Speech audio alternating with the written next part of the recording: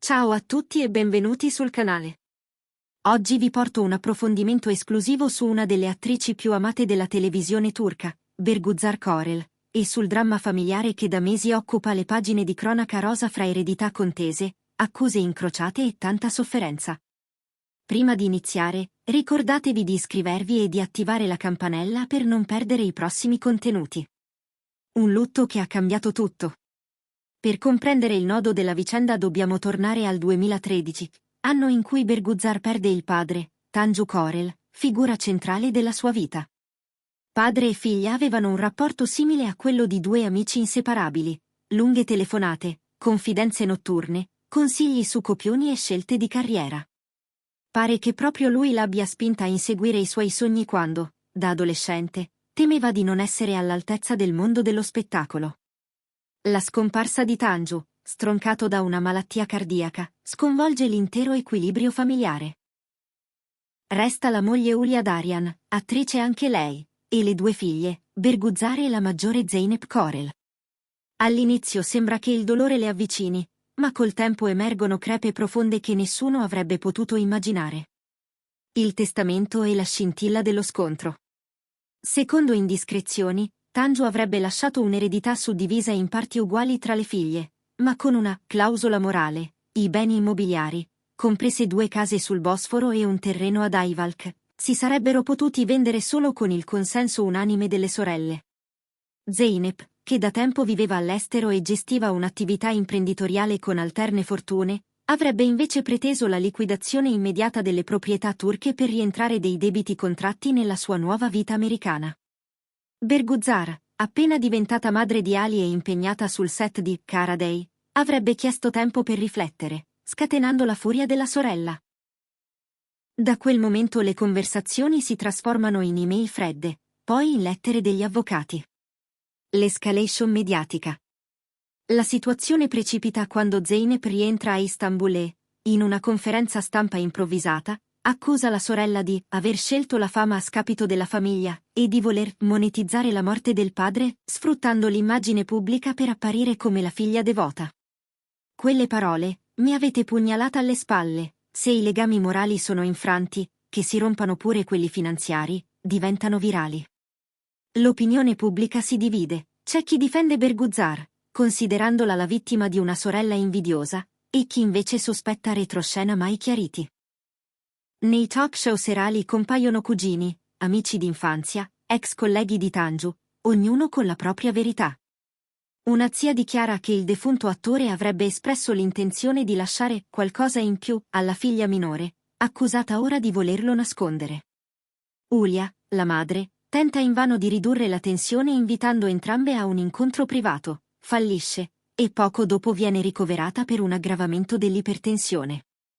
I medici parlano di stress acuto, i giornali titolano "La guerra dell'eredità fa ammalare la madre". Il ruolo di Ali Tergenk. In tutto questo turbine si muove Ali Tergenk, marito di Bergüzar e star di Muhteşem YZYL. L'attore, da sempre riservato, rompe il silenzio con un comunicato: "Sosterrò mia moglie in qualunque percorso scelga, ma chiedo rispetto per la nostra privacy e per la salute di mia suocera". Il gesto è accolto dai fan come una prova di solidarietà coniugale, ma basta scatenare nuovi titoli. Halit prende le parti di Bergüzar contro la cognata. La battaglia legale. A metà 2024 Zeynep avvia ufficialmente una causa di divisione giudiziale dei beni.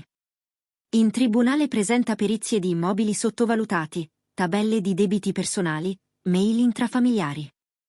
Gli avvocati di Bergüzar rispondono allegando i bilanci delle associazioni benefiche sostenute dall'attrice con parte della rendita, a dimostrare che nessuno avrebbe tratto vantaggio illecito.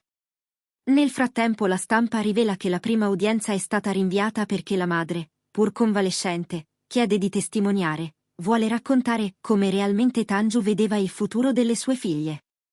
Le parti, però, convengono di tutelare la sua salute, l'udienza slitta a data da destinarsi. Le ripercussioni sul lavoro. Mentre la disputa infuria, Bergüzar si trova a promuovere il suo nuovo film teatrale, Sessiz Kalpler. Durante la conferenza stampa, i giornalisti insidiano con domande sull'eredità. Lei trattiene le lacrime e risponde: parlerò di arte, non di beghe familiari. Il video diventa trend, suscitando solidarietà e critiche. Le vendite dei biglietti però schizzano. Il pubblico vuole vedere la donna dietro lo scandalo recitare dal vivo.